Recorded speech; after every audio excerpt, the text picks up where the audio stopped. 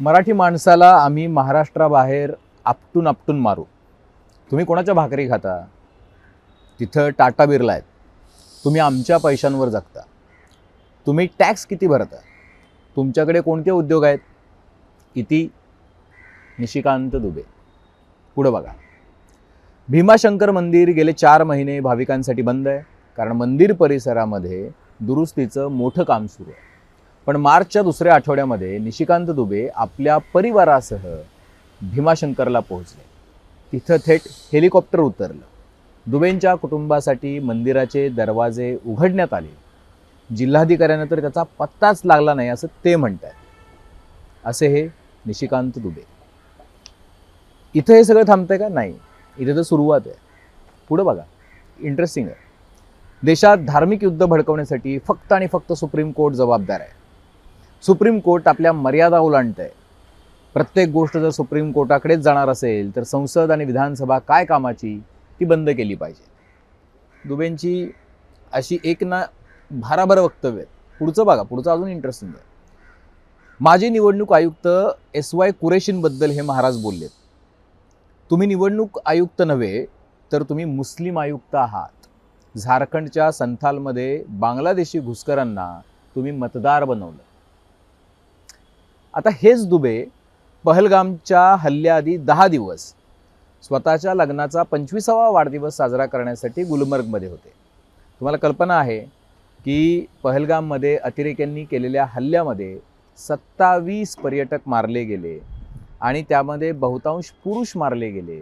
27 भगिनींचा सिंदूर किंवा त्यांच्या कपाळावरचं कुंकू पुसलं गेलं.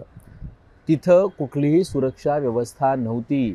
पण या दुबेंसाठी यांच्या 25व्या लग्नाच्या 25व्या वाढदिवसासाठी कडक सुरक्षा व्यवस्था पुरवण्यात आलेली होती. VVIPंचा राबता होता. आता हे दुबे, कारण तुम्हाला कल्पना आहे, आता दुबे हे बेताल वक्तव्यांचे बादशाह आहेत. त्यांच्यावर श्रेष्ठींचे आशीर्वाद असल्यामुळं त्यांना कोणी आडवं जाण्याचा प्रयत्न करत नाही. त्यामुळे त्यांना काहीही बरळण्याचे अधिकार आहेत. त्यांच्यावरती एवढ्या सगळ्या वादग्रस्त विधानांनंतर कुठलीही कारवाई झालेली नाही. हे विशेष अर्थात होणारही नाही म्हणा, कारण की ते ब्लू आईड बॉय आहेत BJPच्या श्रेष्ठींचे.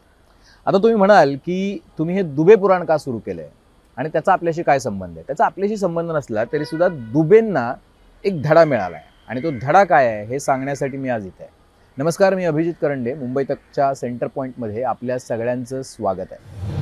तर बघा, दुबेंनी काँग्रेस विरोधामध्ये ॲक्च्युअली गांधी नेहरूंच्या परिवाराविरोधात एक सिरीज सुरू केली ट्विटची. ते 365 दिवस रोज ट्विट करणार आहेत आणि त्याच्यामध्ये ते काँग्रेस किंवा गांधी नेहरू परिवार कसा सरेंडर होता वेगवेगळ्या संस्थांसमोर किंवा इतर देशांसमोर हे सांगण्याचा ते प्रयत्न करत आहेत. अर्थात हे का, तर काँग्रेसने एक मोहीम चालू केली आहे ना, म्हणजे नरेंद्र मोदींच्या नावाने की सरेंडर मोदी, कारण की ते अमेरिकेसमोर झुकले असा काँग्रेसचा दावा आहे किंवा काँग्रेस तसा युक्तिवाद करत आहे आणि त्याला म्हणून म्हणजे त्याला काटशह द्यायचा म्हणून दुबेंनी ही सिरीज चालू केली. आता तेच ट्विट दुबे रोज करतायत आणि हे ट्विट करता करता त्यांनी त्यात काँग्रेससोबतच बिजू जनता दलाचे ज्येष्ठ नेते आणि स्वातंत्र्य सेनानी बिजू पटनायक यांच्या विरोधात अशीच बेताल वक्तव्य केली. त्यांनी काय म्हटलं? आता त्यांनी एक ट्विट केला 27 मार्चच्या दिवशी. त्यांच्या ट्विटमध्ये काय म्हटलंय बघा दुबेंनी, निशिकांत दुबेंनी. काँग्रेसचा काळा अध्याय, अमेरिकेचे दलाल नेहरू गांधी परिवार. आजच्याच दिवशी म्हणजे 27 मार्च 1963ला ओडिसाचे तत्कालीन मुख्यमंत्री बिजू पटनायक अमेरिकेला पोहोचले होते. 1962चं चीन विरोधातलं युद्ध आपण अमेरिकेच्या सांगण्यावरून आणि अमेरिकेच्या पैशांवर लढलं होतं. दलाई लामांचे बंधू अमेरिकेच्या संपर्कात होते. 1959ला दलाई लामा अमेरिकेच्याच मदतीनं भारतात पोहोचले होते.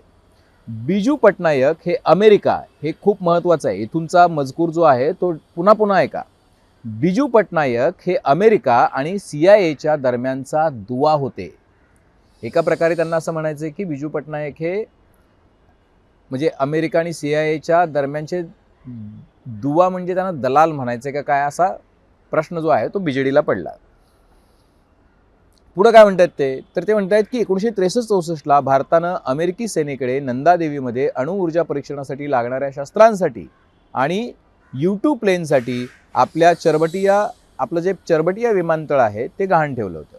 1955 ते 62 या काळातल्या सगळ्या निवडणुका ज्या आहेत त्या अमेरिका आणि CIA काँग्रेसला पैसे देऊन लढवल्या आणि जिंकवल्या. अमेरिकी राजदूत मोनिहान यांनी आपल्या पुस्तकात तर केरळच्या निवडणुकीसाठी त्यांनी इंदिरा गांधींना पैसे दिल्याचा उल्लेख आहे असा दावा केला. अर्थात ज्यात संसदेमध्ये चर्चा पण झाली, त्याच्यावर एक कमिटी पण नेमली गेली होती.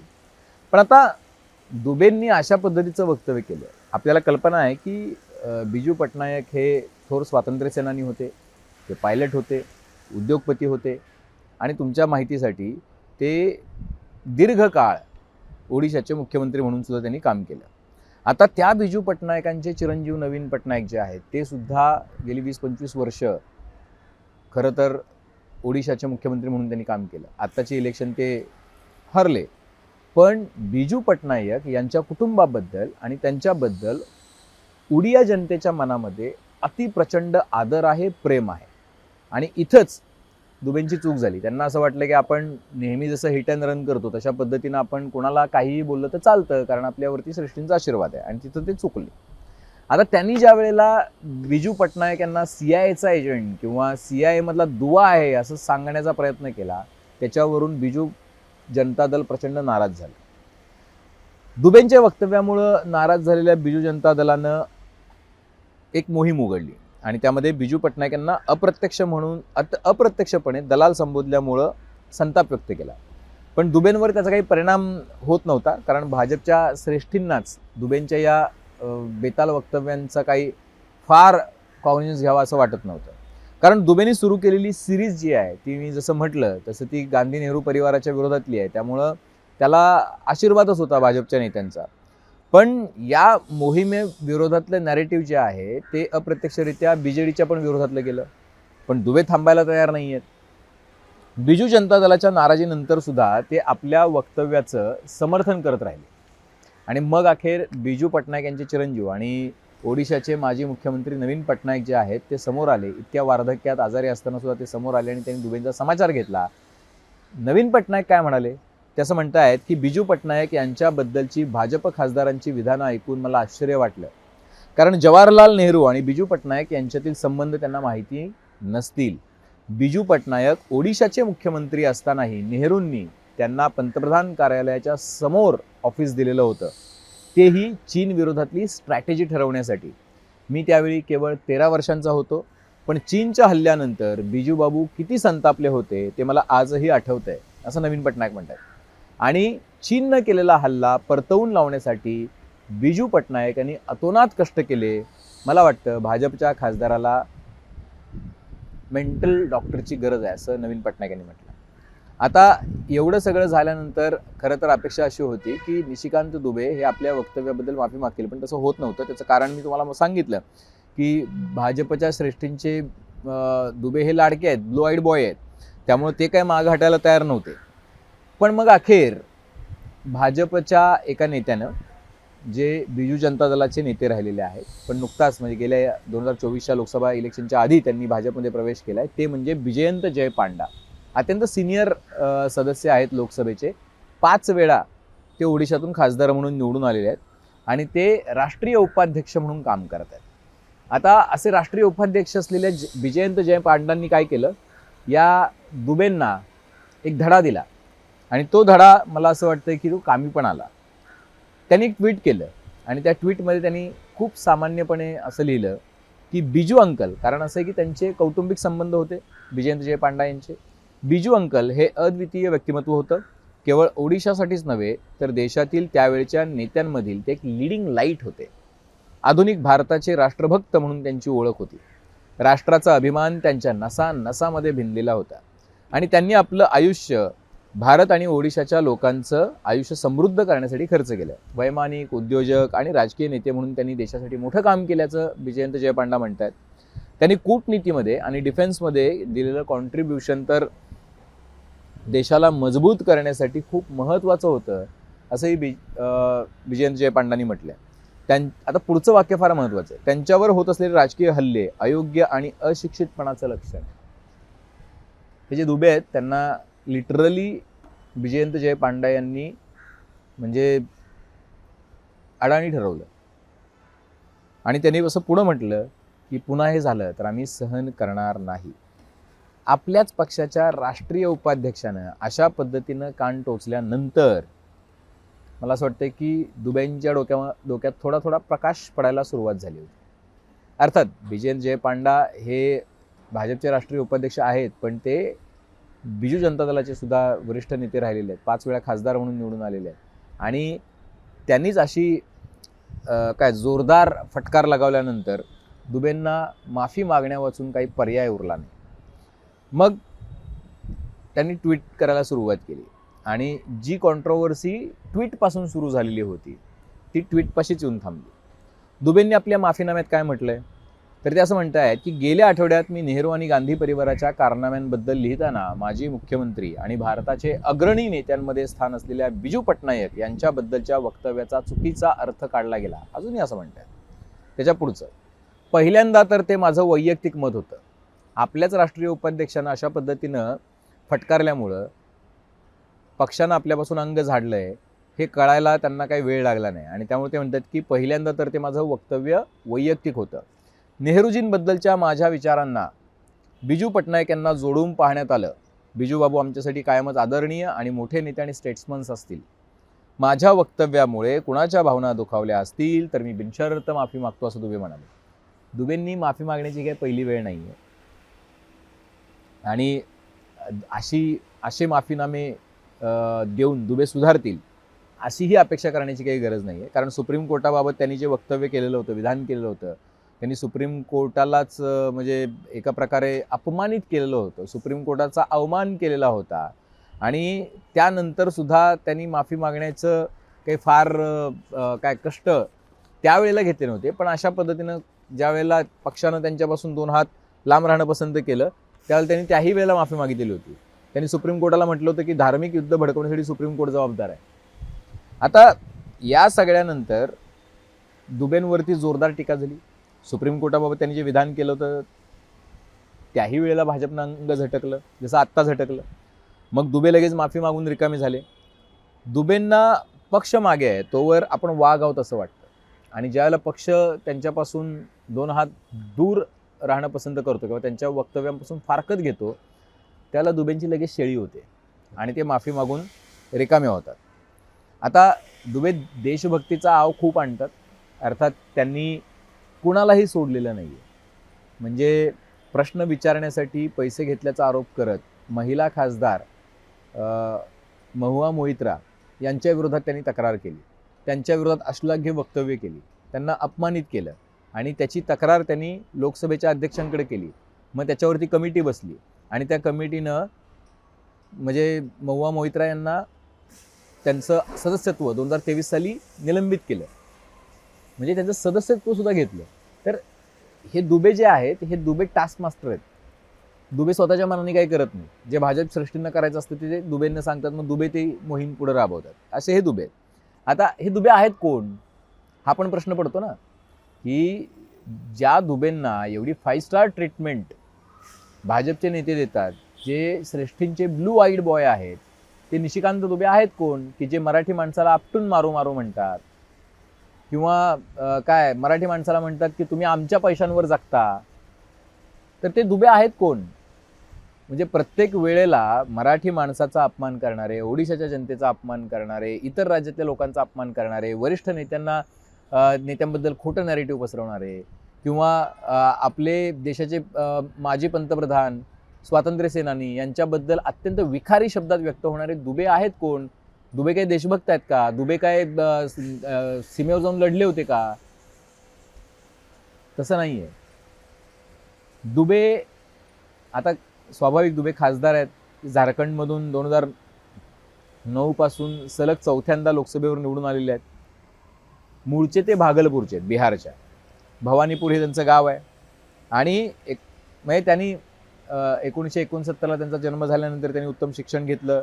प्रताप युनिव्हर्सिटी जयपूरमधून त्यांनी MBA केलं, मग PhD केलं. तर अशा पद्धतीनं दुबेंनी बरंच काम बरंच शिक्षण घेतलं. पण त्यांची वक्तव्य तसं दर्शवत नाहीत, ही बाब वेगळी. खासदार म्हणून त्यांनी ग्रह असेल किंवा माहिती, पर्यटन, संस्कृती वाणिज्य मंत्रालयाच्या वेगवेगळ्या समित्यांवरती सुद्धा काम केलेलं आहे. बघा, युवा अवस्थेमध्ये दुबे जे आहेत ते RSSशी जोडले गेलेले होते आणि ABVP मधून त्यांनी आपल्या करिअरला सुरुवात केलेली होती. बऱ्याच कंपन्यांमध्ये ते काही डायरेक्टर म्हणून पण काम करायचे आणि बांगलादेशी घुसखोरांच्या मुद्द्यावरती पण ते आक्रमक असतात. आता प्रश्न असा आहे की या दुबेंनी माफी मागितली. दुबेंचा माफीनामा नवीन नाहीये, पण प्रश्न असा आहे की या म्हणजे दुबेंचं सगळं आयुष्य जे आहे ते वादग्रस्त असतं, प्रचंड वादग्रस्त असतं. तुम्हाला कल्पना असेल की मधल्या काळामध्ये ज्यावेळी आपटून मारू मराठी माणसाला असं ज्यावेळेला दुबे बोललेले होते, त्यावेळेला मराठी महिला खासदार ज्या आहेत त्या वर्षा गायकवाड यांच्या नेतृत्वाखाली ज्यावेळेला त्या दुबेंना भेटायला गेल्या त्यावेळेला दुबेंनी पळ काढला. म्हणजे दुबे काही शूरवीर नाहीये. त्यांची सगळी शूरता, त्यांचं सगळं वीरत्व जे आहे ते पक्षाच्या पाठिंब्यावरती आणि श्रेष्ठींच्या आशीर्वादावरती आहे. आता निशिकांत दुबेंची 2016 मधली जी संपत्ती होती परिवाराची ती 46 कोटी रुपये होती. 2024 मध्ये ती 72 कोटी रुपये झाली. दुबे लोकसभेचे ॲक्टिव्ह मेंबर आहेत आणि मुद्दा असा आहे की 10 वर्षात दुबेनी 21 कोटीवरून 72 कोटींपर्यंतची संपत्ती कमावली. आता अर्थात असा कुठला जादूचा मंत्र त्यांना सापडला कल्पना नाहीये, पण अर्थात त्यांनी आपल्या प्रतिज्ञापत्रात दिले म्हणजे मला असं वाटतं की त्याच्यामध्ये सत्यता, त्याच्यामधल्या सगळ्या गोष्टी ज्या आहेत त्या कायदेशीरच असतील. मुद्दा असा आहे की दुबेंसारखे लोक जे आहेत ते भारतीय जनता पक्ष कशासाठी सहन करतं, त्याचं एक कारण आहे. दुबेंसारखे लोक कुठल्याही परिणामांची चिंता न करता भाजपच्या नेत्यांना जे हवं आहे ते नॅरेटिव्ह पसरवण्याचं काम करतात. ते कुठल्याही नेत्याचा सन्मान न राखता त्याच्याबद्दल अवमानकारक पद्धतीनं आक्रमकपणे लोकसभेच्या बाहेर बोलण्याचं, त्याला धाडस म्हणू नये, आपण त्याला धाडस म्हणू नये, बोलण्याची असभ्यता दर्शवतात.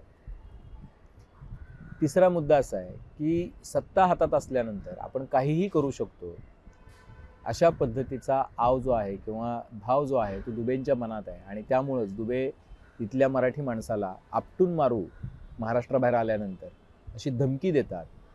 तेच दुबे 4 महिने भाविकांसाठी बंद असलेलं भीमाशंकरचं मंदिर स्वतःसाठी, स्वतःच्या परिवारासाठी उघडायला लावतात. त्या दुबेंना दुसऱ्या कोणाचा आशीर्वाद आहे? मला असं वाटतं भीमाशंकराच्या मंदिरात सुद्धा डोकं टेकल्यानंतर माफी मिळणार नाही. आपल्या देशाच्या स्वातंत्र्य सेनानींचा अवमान केल्याबद्दल, आपल्या देशातल्या वरिष्ठ नेत्यांबद्दल असभ्यतेनं बोलल्याबद्दल.